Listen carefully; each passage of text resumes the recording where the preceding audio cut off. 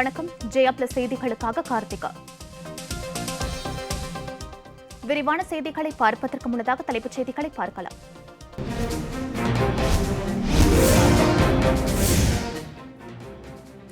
புலம்பெயர்ந்த தொழிலாளர்களை சொந்த ஊருக்கு அழைத்து செல்ல தயார். மத்திய அரசிடம் இருந்து எவ்வித பதிலும் வரவில்லை என ஸ்பைஸ் ஜெட் நிறுவனம் தகவல்.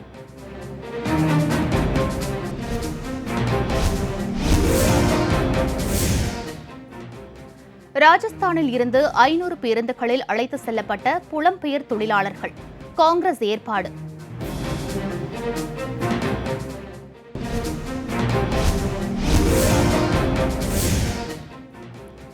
தமிழகத்தில் பொறியியல் படிப்பு மாணவர் சேர்க்கைக்கான ஆன்லைன் பதிவு ஜூன் 10 தொடங்கும் என தகவல்.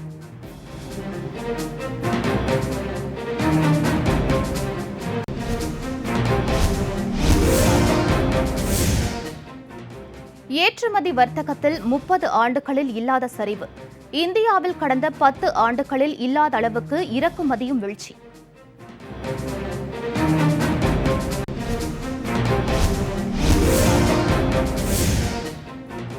தமிழகத்தில் மேலும் 477 பேருக்கு கொரோனா தொற்று. பாதிப்பு எண்ணிக்கை 10,585 உயர்வு.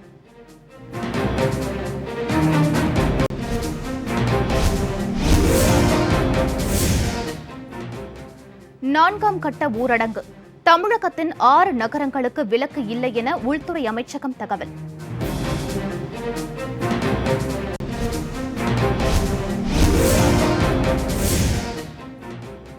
வங்கக்கடலில் உருவான அம்பான் புயல் நாளை காலை அதி தீவிரமடையும். வரும் 20ஆம் தேதி மேற்கு வங்கம் அருகே கரையை கடக்கும் என இந்திய வானிலை மையம் தகவல்.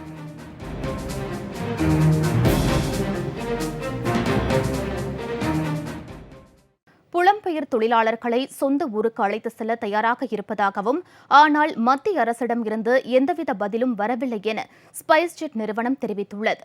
இணையவழி கலந்துரையாடல் நிகழ்ச்சி ஒன்றில் பங்கேற்ற ஸ்பைஸ் ஜெட் நிறுவனத்தின் மேலாண் இயக்குநர் திரு அஜய் சிங், உள்நாட்டு விமான போக்குவரத்து இன்னும் 1 வாரத்தில் தொடங்கப்படும் எனவும், வெளிநாட்டு போக்குவரத்து தொடங்க சில மாதங்கள் ஆகலாம் எனவும் கூறினார். விமான போக்குவரத்து துறை மிகப்பெரிய நெருக்கடியை சந்தித்துள்ளதாக தெரிவித்த அவர், இதில் இருந்து மீண்டு வருவதற்கான முன்மொழிவு மத்திய அரசிடம் அளிக்கப்பட்டிருப்பதாகவும் கூறினார். புலம்பெயர்ந்த தொழிலாளர்களை 5-6 நாட்கள் பயணம் செய்ய வைத்து ரயில் மற்றும் பேருந்துகளில் அனுப்புவதற்கு பதில் 2½ மணி நேரத்தில் பயணத்தில் விமானத்தில் அனுப்ப மத்திய அரசிடம் கோரிக்கை விடுத்ததாகவும், ஆனால் செலவு காரணமாகவோ வரையறுக்கப்பட்ட இடங்கள் காரணமாகவோ மத்திய அரசு எந்தவித பதிலும் அளிக்கவில்லை என ஸ்பைஸ் ஜெட் நிறுவனத்தின் மேலாண் இயக்குநர் திரு அஜய் சிங் கூறினார். ராஜஸ்தான் மாநிலத்தில் உள்ள புலம்பெயர் தொழிலாளர்கள் காங்கிரஸ் பொதுச் செயலாளர் திருமதி பிரியங்கா காந்தியின் ஏற்பாட்டின் பேரில் 500 பேருந்துகள் மூலம் சொந்த ஊர்களுக்கு அழைத்து செல்லப்பட்டனர். கொரோனா ஊரடங்கு காரணமாக வேலை இழந்துள்ள புலம்பெயர்ந்த தொழிலாளர்கள் தங்களது சொந்த ஊருக்கு செல்ல வேண்டும் என்ற நோக்கில் பாதுகாப்பற்ற முறையில் பயணிப்பதால் சாலை விபத்துகளில் சிக்கி உயிரிழப்பது அதிகரித்து வருகிறது. உத்தரப்பிரதேச மாநிலம் அருகே புலம்பெயர்ந்த தொழிலாளர்கள் பயணம் செய்த லாரி நின்று கொண்டிருந்த மற்றொரு லாரி மீது நேருக்கு நேர் மோதிய விபத்தில் 24 பேர் பலியாகினர். புலம்பெயர்ந்த தொழிலாளர்களுக்கு உதவ மத்திய அரசு நடவடிக்கை எடுக்க வேண்டும் என காங்கிரஸ் கட்சி தொடர்ந்து வலியுறுத்தி வருகிறது.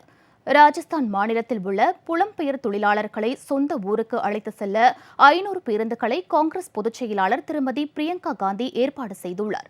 இதேபோன்று உத்தரப்பிரதேசத்தில் உள்ள தொழிலாளர்களை சொந்த ஊருக்கு அழைத்து செல்ல 1000 பேருந்துகளை இயக்க உள்ளதாகவும், இதற்கு மாநில அரசு அனுமதி அளிக்க வேண்டும் எனவும் முதலமைச்சர் திரு யோகி ஆதித்யநாத்துக்கு கடிதம் எழுதியுள்ளார். தமிழகத்தில் பொறியியல் படிப்பு மாணவர் சேர்க்கைக்கான ஆன்லைன் பதிவு ஜூன் 10ஆம் தேதி தொடங்கும் என தகவல்கள் வெளியாகியுள்ளன. கொரோனா பொது முடக்கம் காரணமாக கல்வி சார்ந்த பணிகள் வெகுவாக பாதிக்கப்பட்டுள்ளன. வழக்கமாக ஒவ்வொரு ஆண்டும் மே மற்றும் ஜூன் மாதங்களில் நடைபெறும் பொறியியல் கலந்தாய்வு இதுவரை தொடங்கப்படவில்லை. முதலில் ஆன்லைனில் விண்ணப்ப பதிவு செய்த பிறகு கலந்தாய்வும் ஆன்லைனில் நடைபெறுகிறது. இந்நிலையில் பொறியியல் படிப்புக்கான கலந்தாய்வு அனைத்தும் தயாராக உள்ளதாகவும், +2 விடைத்தாள் திருத்தும் பணிகள் தொடங்க ஆரம்பித்ததும் அதற்கான அறிவிப்புகள் வெளியாகும் என்றும் தமிழக உயர்கல்வித்துறை தெரிவித்திருந்தது. இதன் தொடர்ச்சியாக தற்போது பொறியியல் படிப்புக்கு விண்ணப்பிப்பவர்களுக்கான ஆன்லைன் பதிவு ஜூன் மாதம் 2வது வாரத்தில் தொடங்க திட்டமிட்டிருப்பதாக அதிகாரிகள் தரப்பில் தெரிவிக்கப்பட்டுள்ளது. பொறியியல் கலந்தாய்வுக்கான அட்டவணைகள் தயாரிக்கப்பட்டுவிட்டதாகவும் அதிகாரிகள் தெரிவித்துள்ளனர். கொரோனா ஊரடங்கு காரணமாக நாட்டின் ஏற்றுமதி வர்த்தகத்தில் கடந்த 30 ஆண்டுகளில் இல்லாத சரிவு ஏற்பட்டுள்ளது. ஏப்ரல் மாதத்தில் நாட்டின் ஏற்றுமதி வர்த்தகம் 60% வீழ்ச்சியடைந்துள்ளது. இது கடந்த 30 ஆண்டுகளில் இல்லாத சரிவு ஆகும். ஏப்ரல் மாதத்தில் $10.4 பில்லியன் அளவிற்கு மட்டுமே ஏற்றுமதி செய்யப்பட்டுள்ளது. இதேபோன்று இறக்குமதியும் 59% வீழ்ச்சியடைந்து $17.1 பதிவாகியுள்ளது. மருந்து மற்றும் மருத்துவ உபகரணம் தவிர 30 முக்கிய தொழில்களின் ஏற்றுமதி இறக்குமதி கடுமையாக பாதிக்கப்பட்டுள்ளது.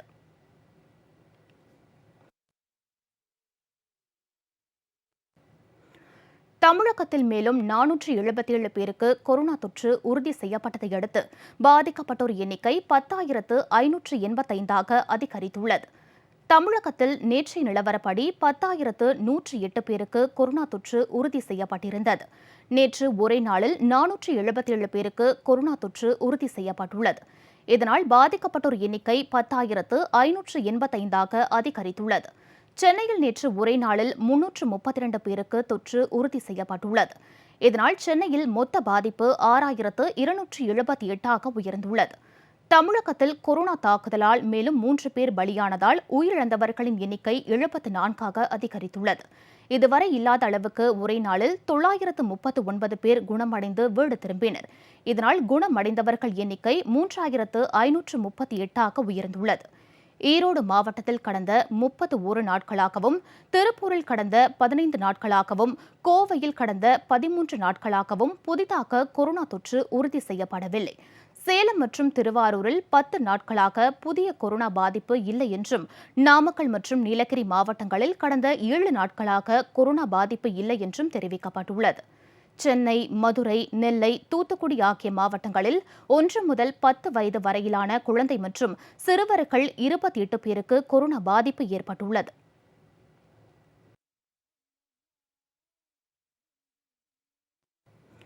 தமிழகத்தில் கொரோனா வைரஸால் பாதிக்கப்பட்டவர்கள் எண்ணிக்கை 10,585 அதிகரித்துள்ளது. பாதிக்கப்பட்டோர் விவரங்களை மாவட்ட வாரியாக தற்போது காண்போம். கொரோனா வைரஸால் பாதிக்கப்பட்ட மாவட்டங்களில் சென்னை முதலிடத்தில் உள்ளது. மொத்தம் 6,278 பேர் பாதிக்கப்பட்டுள்ளனர். திருவள்ளூர் மாவட்டத்தில் 527 பேரும், செங்கல்பட்டு மாவட்டத்தில் 470 பேரும், கடலூரில் 416 பேரும், அரியலூரில் 348 பேரும் கொரோனா வைரஸால் பாதிக்கப்பட்டுள்ளனர். விழுப்புரத்தில் 308 பேரும், திருநெல்வேலி மற்றும் காஞ்சிபுரத்தில் 180 பேருக்கும், மதுரை மற்றும் திருவண்ணாமலையில் 147 பேருக்கும் கொரோனா தொற்று உள்ளது. கோவையில் 146 பேருக்கும், பெரம்பலூரில் 139 பேருக்கும் கொரோனா தொற்று உள்ளது.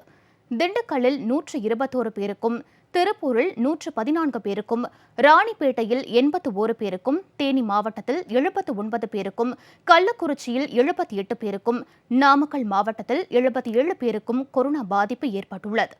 தஞ்சை மாவட்டத்தில் 72 பேருக்கும், ஈரோடு மாவட்டத்தில் 70 பேருக்கும், திருச்சியில் 67 பேருக்கும், தென்காசியில் 61 பேருக்கும், கரூர் மற்றும் தூத்துக்குடியில் 56 பேருக்கும், நாகை மாவட்டத்தில் 49 பேருக்கும், விருதுநகரில் 47 பேருக்கும் கொரோனா பாதிப்பு ஏற்பட்டுள்ளது. கன்னியாகுமரியில் 37 பேரும், சேலத்தில் 35 பேரும், வேலூரில் 34 பேரும், திருவாரூரில் 32 பேரும், ராமநாதபுரத்தில் 31 பேரும், திருப்பத்தூரில் 28 பேரும், சிவகங்கையில் 22 பேரும் கொரோனா தொற்றினால் பாதிக்கப்பட்டுள்ளனர். கிருஷ்ணகிரியில் 20 பேருக்கும், நீலகிரியில் 14 பேருக்கும், புதுக்கோட்டையில் 7 பேருக்கும், தருமபுரியில் 5 பேருக்கும் கொரோனா தொற்று உறுதி செய்யப்பட்டுள்ளது.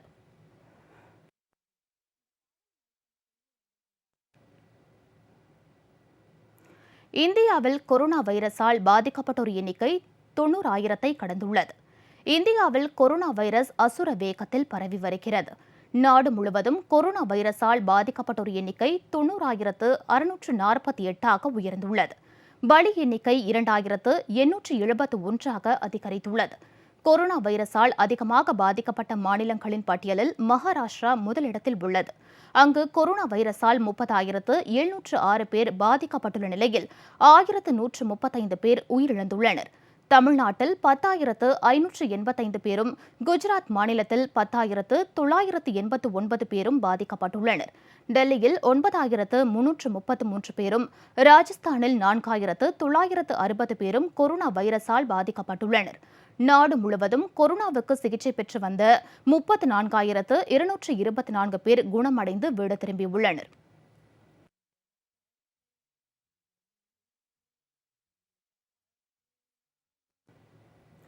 நான்காம் ஊரடங்கு நாளை மறுநாள் முதல் தொடங்கவுள்ள நிலையில் தமிழகத்தின் 6 நகரங்களுக்கு இதில் இருந்து விலக்கு இல்லை என்று மத்திய உள்துறை அமைச்சகத்தின் தகவல்கள் தெரிவிக்கின்றன. கொரோனா பரவலை கட்டுப்படுத்த 3ஆம் கட்ட ஊரடங்கு தற்போது நடைமுறையில் உள்ளது. நாளையுடன் இந்த ஊரடங்கு முடிய இருக்கும் நிலையில் 4ஆம் கட்ட ஊரடங்கு அமல்படுத்தப்படும் என பிரதமர் திரு மோடி அறிவித்திருந்தார். பல கட்டுப்பாடுகளுக்கு விலக்கு அளிக்கப்படும் என தெரிவிக்கப்பட்டது. இந்நிலையில் சென்னை, திருவள்ளூர், கடலூர், செங்கல்பட்டு, அரியலூர், விழுப்புரம், மும்பை, அகமதாபாத், தானே, டெல்லி, இந்தூர், புனே, கொல்கத்தா, ஜெய்ப்பூர், நாசிக், ஜோத்பூர் உள்ளிட்ட நகரங்களுக்கு இந்த ஊரடங்கில் விலக்கு இல்லை என்று மத்திய உள்துறை அமைச்சகம் தெரிவித்துள்ளதாக கூறப்படுகிறது. நிலக்கரித்துறையில் தனியார் பங்களிப்பை அனுமதிக்கவும், யூனியன் பிரதேசங்களில் உள்ள மின் பகிர்மான நிறுவனங்களை தனியார் மயமாக்கவும் மத்திய அரசு திட்டமிட்டுள்ளதாக நிதியமைச்சர் திருமதி நிர்மலா சீதாராமன் தெரிவித்துள்ளார். கொரோனா வைரஸ் தாக்குதலால் நிலை குலைந்துள்ள இந்திய பொருளாதாரத்திற்கு புத்துயிர் அளிக்கும் வகையில் 20 லட்சம் கோடி ரூபாய் சிறப்பு பொருளாதார திட்டத்தை கடந்த 12ஆம் தேதி பிரதமர் திரு நரேந்திர மோடி அறிவித்தார். அதனையடுத்து 4வது கட்டமாக நேற்றும் பல முக்கிய திட்டங்களை மத்திய நிதியமைச்சர் திருமதி நிர்மலா சீதாராமன் அறிவித்துள்ளார். டெல்லியில் செய்தியாளர்களை சந்தித்த அவர், வணிக ரீதியாக நிலக்கரி வெட்டி எடுப்பதற்கு முதற்கட்டமாக 50 சுரங்கங்களுக்கு அனுமதி அளிக்கப்படும் என்றும் 500 கனிம வள சுரங்கங்களுக்கான ஏலம் வெளிப்படையாக நடத்தப்படும் என்றும் கூறினார். நிலக்கரித்துறையில் தனியார் பங்களிப்பை அனுமதிக்கவும், யூனியன் பிரதேசங்களில் செயல்படும் மின் பகிர்மான நிறுவனங்களை தனியார் மயமாக்கவும் திட்டமிடப்பட்டுள்ளதாக குறிப்பிட்டார். பாதுகாப்புத் துறையை சுயசார்பு அடைந்துள்ள துறையாக மாற்றுவதற்காக சில குறிப்பிட்ட ரக ஆயுதங்களை இறக்குமதி செய்ய தடை விதிக்கப்படுகிறது எனவும், பெரும்பான்மையான ஆயுதங்களை உள்நாட்டிலேயே தயாரிப்பதில் கூடுதல் கவனம் செலுத்தப்பட உள்ளது என அவர் கூறினார். ராணுவ தளவாட உற்பத்தி தொழிற்சாலைகள் இனி கார்ப்பரேட் நிறுவனங்களுக்காக மாற்றப்படுகின்றன. சில வெடிபொருள் தொழிற்சாலைகள் பங்குச் சந்தையில் பட்டியலிடப்பட உள்ளதாகவும் மத்திய நிதியமைச்சர் அறிவித்தார். விமான நிலையங்களை மேம்படுத்துவதற்காக 2,300 கோடி ரூபாய் நிதி ஒதுக்கீடு செய்யப்படும் என தெரிவித்த திருமதி நிர்மலா சீதாராமன், நாட்டில் உள்ள மேலும் 6 விமான நிலையங்களை தனியார் துறையும் அரசு துறையும் கூட்டு சேர்ந்து நடத்துவதற்கான ஏல அறிவிப்பு வெளியிடப்படும் என்றும் அறிவித்தார்.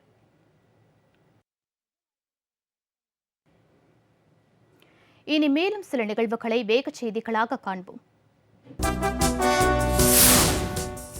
ஆந்திரா மற்றும் சென்னையில் இருந்து சேலம் மாவட்டம் தலைவாசல் அருகே உள்ள சர்வாய் கிராமத்திற்கு திரும்பிய ஒரு பெண் உட்பட 3 பேருக்கு கொரோனா தொற்று உறுதி செய்யப்பட்டது. அவர்கள் சேலம் மருத்துவமனையில் தனிமைப்படுத்தப்பட்டு சிகிச்சை பெற்று வருகின்றனர். மேலும் நோய் தொற்று பாதிக்கப்பட்டுள்ளவர்களின் உறவினர்களை பரிசோதனை வளையத்தில் கொண்டு வந்து சுகாதாரத்துறையினர் கண்காணித்து வருகின்றனர். தலைவாசல் சுங்கச்சாவடி அருகே போலீசார் தீவிர ரோந்து பணியில் ஈடுபட்டு வருகின்றனர். ஊரடங்கால் சிக்கி தவித்த 350க்கும் மேற்பட்ட வட மாநில தொழிலாளர்கள் தனி ரயில் மூலம் சொந்த ஊர்களுக்கு அனுப்பி வைக்கப்பட்டனர். புதுச்சேரி மாநிலம் காரைக்கால் மாவட்டத்தில் பணிபுரிந்து வந்த பீகார் மற்றும் உத்தரப்பிரதேசத்தைச் சேர்ந்த தொழிலாளர்கள் சிறப்பு ரயில் மூலம் சொந்த ஊர் புறப்பட்டு சென்றனர். காரைக்காலில் இருந்து சென்ற சிறப்பு ரயிலை அமைச்சர் திரு கமலக்கண்ணன் வழி அனுப்பி வைத்தார். வேலூர் மாவட்டம் சோளிங்கர் ஒன்றியத்திற்கு உட்பட்ட மூங்கிலேரி கிராமத்தில் வசிக்கும் ஏழை எளிய குடும்பங்களுக்கு மேற்கு ஒன்றிய செயலாளர் திரு பாபு ஏற்பாட்டின் பேரில் மாநகர மாவட்ட செயலாளர் திரு ஏஎஸ் ராஜா தலைமையில் 150 குடும்பங்களுக்கு அரிசி, 5 வகையான காய்கறிகள் உட்பட மளிகை தொகுப்பை வழங்கினர். மேற்கு ஒன்றிய துணை செயலாளர் திரு மோகன் பாபு, ஒன்றிய பொருளாளர் திரு சசிகுமார் உள்ளிட்டோர் இதில் பங்கேற்றனர்.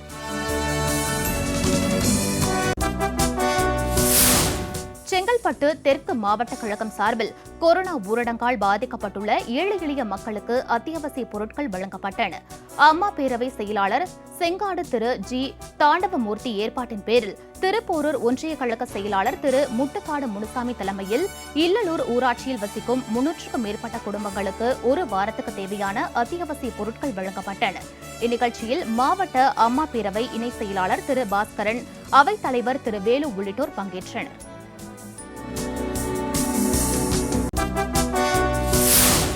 கொரோனா தொற்றுக்கு வழிவகுக்கும் வகையில் 10ஆம் வகுப்பு பொதுத் தேர்வை நடத்தும் தமிழக அரசை கண்டித்து இந்திய மாணவர் சங்கத்தினர் போராட்டத்தில் ஈடுபட்டனர். திருச்சி பொன்மலை அம்பேத்கர் சிலை அருகே நடைபெற்ற ஆர்ப்பாட்டத்தில் ஊரடங்கால் முறையான கல்வி கற்க முடியாத அரசு பள்ளி மாணவ மாணவியர்கள் தேர்வுக்கு தங்களை தயார்படுத்திக் கொள்ள கூட அவகாசம் வழங்காமல் பொதுத் தேர்வை அறிவித்துள்ளதற்கு கண்டனம் தெரிவித்தனர். மாணவர்களின் நலனை கருத்தில் கொண்டு பொதுத் தேர்வை தள்ளி வைக்க வேண்டும் என்றும் அவர்கள் கோரிக்கை விடுத்துள்ளனர்.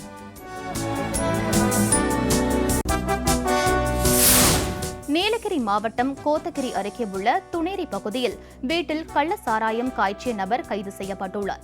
கோத்தகிரி சுற்று வட்டார பகுதியில் கள்ளச்சாராயம் காய்ச்சுவதாக காவல்துறைக்கு ரகசிய தகவல் வந்ததை அடுத்து அப்பகுதியில் சோதனை மேற்கொண்டனர். அப்போது தூணேரி பகுதியைச் சேர்ந்த மணி என்பவர் தனக்கு சொந்தமான வீட்டில் கள்ளச்சாராயம் காய்ச்சியது கண்டுபிடிக்கப்பட்டது. அவரது வீட்டில் இருந்து 98 லிட்டர் ஊரல், 10 லிட்டர் கள்ளச்சாராயம் கைப்பற்றப்பட்டது. இதனையடுத்து மணியை கைது செய்த காவல்துறையினர் அவரை குன்னூர் கிளை சிறையில் அடைத்தனர்.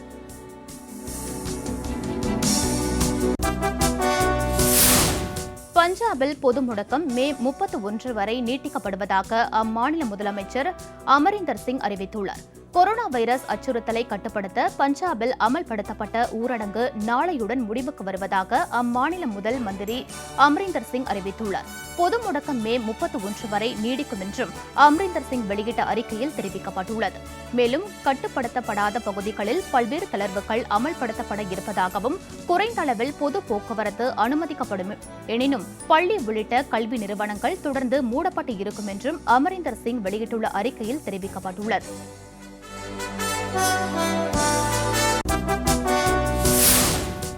ஆஸ்திரேலிய கிரிக்கெட் வீரர் டேவிட் வார்னர் பாகுபலி ஹீரோ போல டிக்டாக் செய்து வெளியிட்ட வீடியோ அதிக லைக்ஸ்களை குவித்து வருகிறது. ஆஸ்திரேலிய அணியின் நட்சத்திர துவக்க வீரர் வார்னர் கொரோனா பரவலால் வீட்டில் இருக்கும் இவர் டிக்டாக்கில் நடித்து கலக்கி வருகிறார். தெலுங்கில் புட்ட பொம்மா பாடலுக்கும் தமிழ் பாடலான இஞ்சி இடுப்பழகி பாடலுக்கும் இவர் தனது மனைவி மக்களுடன் நடனமாடி வெளியிட அது லைக்ஸ்களை குவித்தது. இந்நிலையில் பாகுபலி திரைப்படத்தின் அமரேந்திர பாகுபலியாக நேனு என்ற வசனம் பேசியபடி வார்னர் நடிக்க அவரது மக்கள் ஆர்ப்பரிப்பது போல உள்ள அந்த வீடியோ வைரலாகியுள்ளது.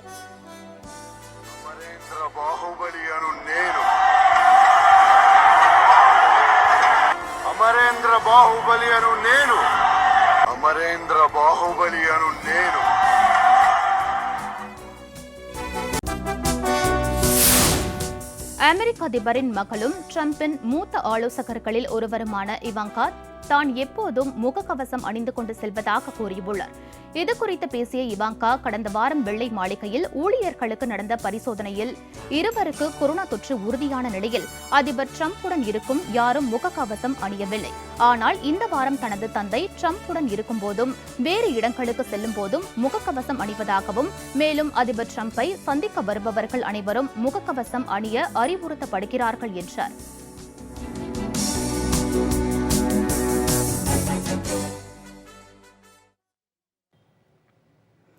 குன்னூரில் குப்பைகள் கொட்டி வந்த குழியை பூங்காவாக மாற்றியது மக்களிடையே பெரும் வரவேற்பை பெற்றுள்ளது.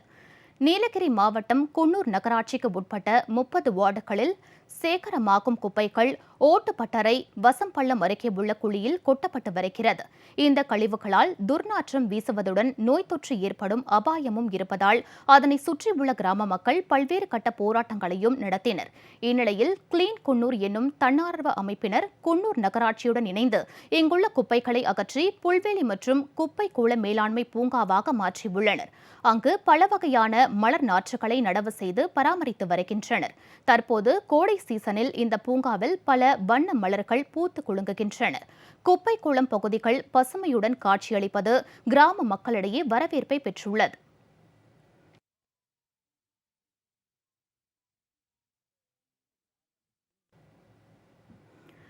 கன்னியாகுமரி மாவட்டம் மயிலாடியில் கொரோனாவால் உயிரிழந்தவரின் மகள் மற்றும் மகளுக்கு கொரோனா தொற்று உறுதி செய்யப்பட்டதை அடுத்து அவர் வசித்து வந்த பகுதி முழுவதும் சுகாதாரத்துறை கட்டுப்பாட்டின் கீழ் கொண்டு வரப்பட்டுள்ளது. மயிலாடியை அடுத்த மார்த்தாண்டபுரம் பகுதியைச் சேர்ந்த முதியவர் ஒருவர் கடந்த 4 நாட்களுக்கு முன் கொரோனா பாதிப்புக்கு உயிரிழந்தார். அவரது உடல் உரிய முறைப்படி தகனம் செய்யப்பட்டது. இதனைத் தொடர்ந்து அவரது மகன் மற்றும் மகளுக்கு கொரோனா பரிசோதனை மேற்கொள்ளப்பட்டது. தற்போது அவர்கள் இருவருக்கும் கொரோனா வைரஸ் தொற்று இருப்பது உறுதி செய்யப்பட்டது. இதனையடுத்து அப்பகுதி முழுவதும் சுகாதாரத்துறை கட்டுப்பாட்டின் கீழ் கொண்டு வரப்பட்டுள்ளது.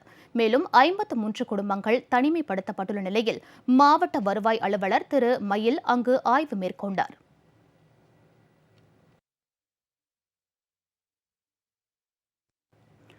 பத்தாம் வகுப்பு பொதுத் தேர்வை ஒத்திவைக்க கோரியும் தமிழக அரசை கண்டித்தும் நாளை மாவட்ட ஆட்சியர் அலுவலகம் முன்பு இந்திய மாணவர் சங்கம் போராட்டம் நடத்தும் என தெரிவிக்கப்பட்டுள்ளது. தமிழக அரசு மாணவர், பெற்றோர் மற்றும் ஆசிரியர்களின் உயிரோடு விளையாடுவதை நிறுத்திக் கொள்ள வேண்டும் என அவர்கள் வலியுறுத்தியுள்ளனர். பொதுவாக உயர்கல்வித்துறையினுடைய அமைச்சர் கொரோனா கட்டுக்கு வந்த பின்பே கல்லூரிகளுக்கு தேர்வு நடத்தப்படும் என அறிவிக்கிறார். பள்ளிக்கல்வித்துறை அமைச்சர் ஜூன் 1ஆம் தேதி நடத்தப்படும் என சொல்கிறார். ஒரே அரசாங்கம், 2 அமைச்சர்கள், வெவ்வேறு விதமான நிலைப்பாடு. பள்ளி நேரங்களில் மாணவர்கள் படிக்கட்டில் தொங்கி போவதை நாம் எல்லாம் பார்த்திருப்போம். காரணம், இந்த அரசாங்கம் போதுமான போக்குவரத்து வசதி சாதாரண காலங்களிலே செய்யல. இப்போது அனைவரையும் அழைத்து நாங்கள் தேர்வு நடத்துவோம் சொல்றாங்க. இதெல்லாம் நிச்சயமாக எங்களுக்கு நம்பிக்கை இல்லை. மத்திய மனிதவள மேம்பாட்டுத்துறை அமைச்சகம் 6500 பள்ளிக்கூடங்கள் தமிழகத்தில் கழிப்பறை வசதி இல்லைன்னு சொல்லி சொன்னாங்க. ஆனால் இப்போ இந்த கழிப்பறை வசதி இல்லாத போது, தண்ணீர் வசதி இல்லாத போது எப்படி தனி மனிதனுடைய இடைவெளி, சமூக இடைவெளியை உருவாக்குது? மாணவர்கள் கை கழுவுவதற்கு தண்ணியே இல்லாத பள்ளிக்கூடத்தில் இவங்கெல்லாம் எப்படி ஏற்பாடு செய்ய முடியும்? எங்களுடைய நிலைப்பாடு குறித்து தற்பொழுது இந்த கொரோனா காலத்தில் இந்த தேர்வை நடத்தக்கூடாது, தள்ளி வைக்க வேண்டும் என்பதனை நாங்கள் தெரிவித்திருக்கிறோம். இது தற்பொழுது தமிழக அரசாங்கம் தனியார் பள்ளி முதலாளிகளுடைய அழுத்தத்திற்கு இணங்கி இந்த அரசாங்கம் நடத்துவதற்கு முயற்சி செய்கிறது. இதை வன்மையாக கண்டிக்கிறோம். அரசு இதை திரும்ப பெற வேண்டும் என்பதற்காக வரக்கூடிய 18ஆம் தேதி தமிழகம் முழுவதும் இந்திய மாணவர் சங்கம் கலெக்டர் அலுவலகம் முன்பாக தங்களுடைய போராட்டத்தை நடத்த இருக்கிறோம் என்பதனை இந்த பத்திரிகையாளர் சந்திப்பின் வாயிலாக தெரிவித்துக் கொள்கிறோம்.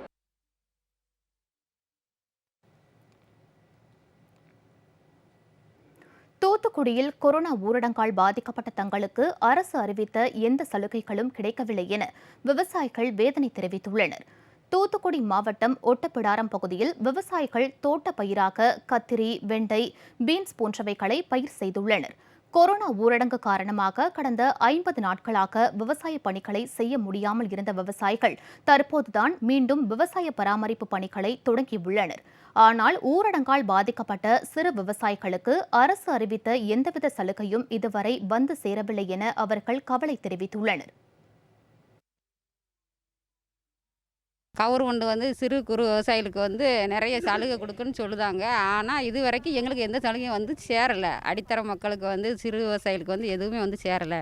நேரடியாக கொள்முதல் பண்ணி எங்கள் காய்கறிகள் எடுத்தால் எங்களுக்கு நல்ல விலை கிடைக்கும் நாங்கள் நம்புகிறோம்.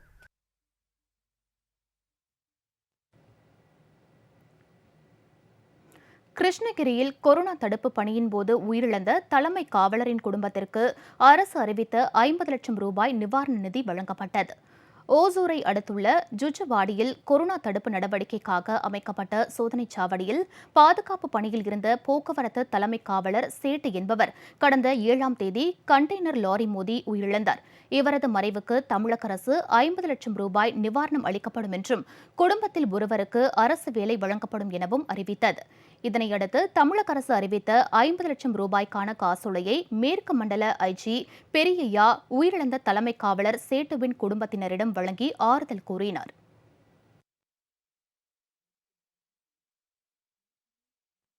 கடந்த 50 நாட்களுக்கு மேலாக நடைமுறையில் உள்ள நாடு தழுவிய ஊரடங்கு காரணமாக பள்ளி மற்றும் கல்லூரி மாணவர்களின் கல்வி பெருமளவில் பாதிக்கப்பட்டுள்ளது.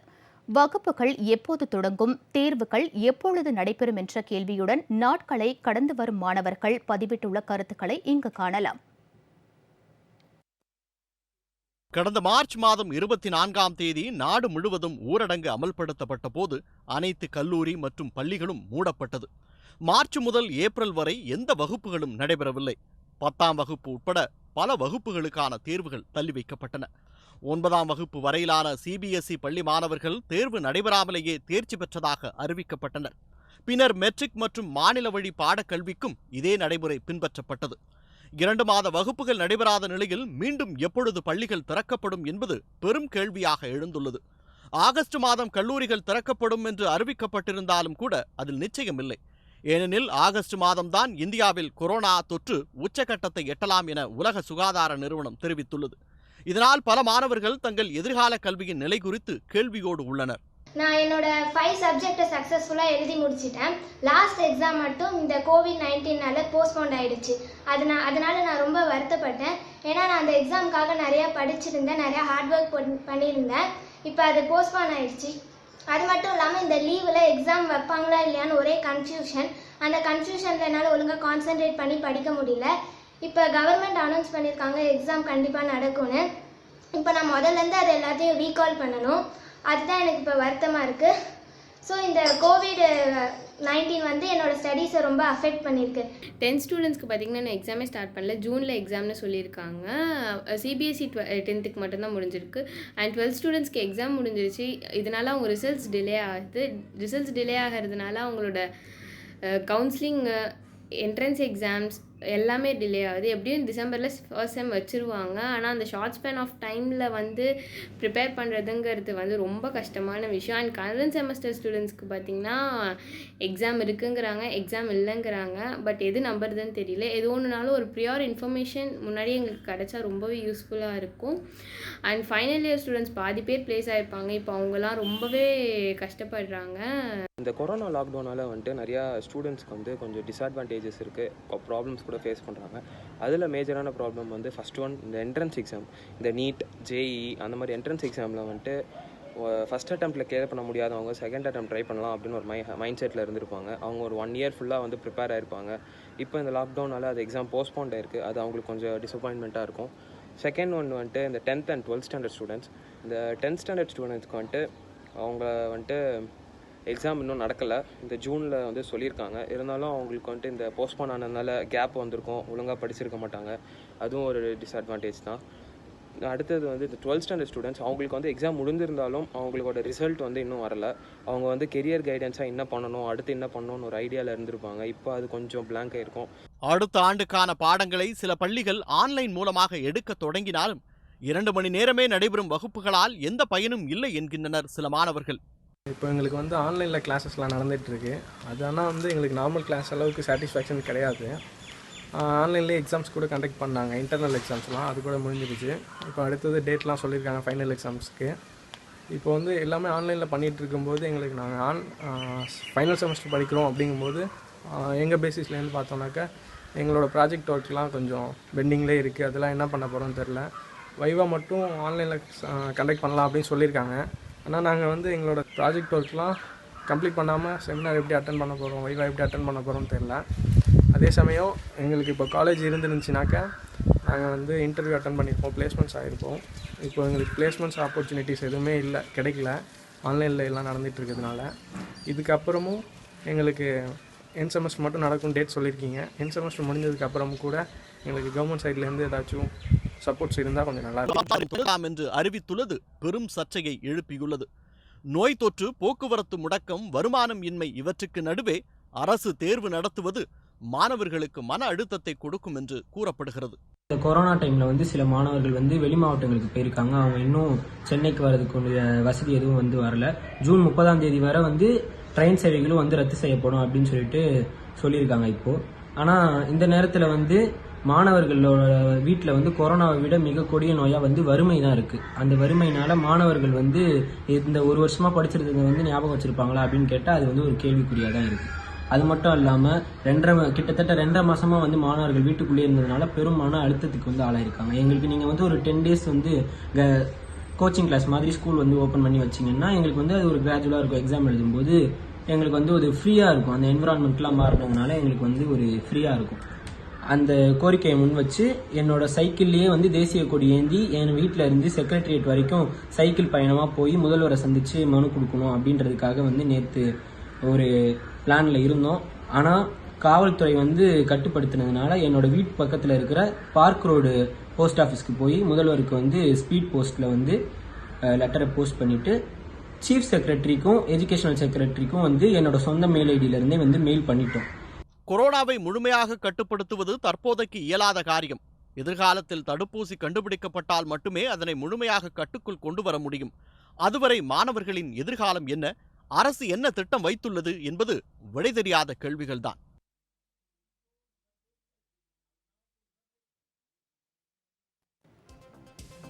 செய்திகள் நிறைவடைந்தன. அடுத்தடுத்த நிகழ்வுகளுக்கு தொடர்ந்து பாருங்கள் ஜெயா பிளஸ் செய்தி சேனலை.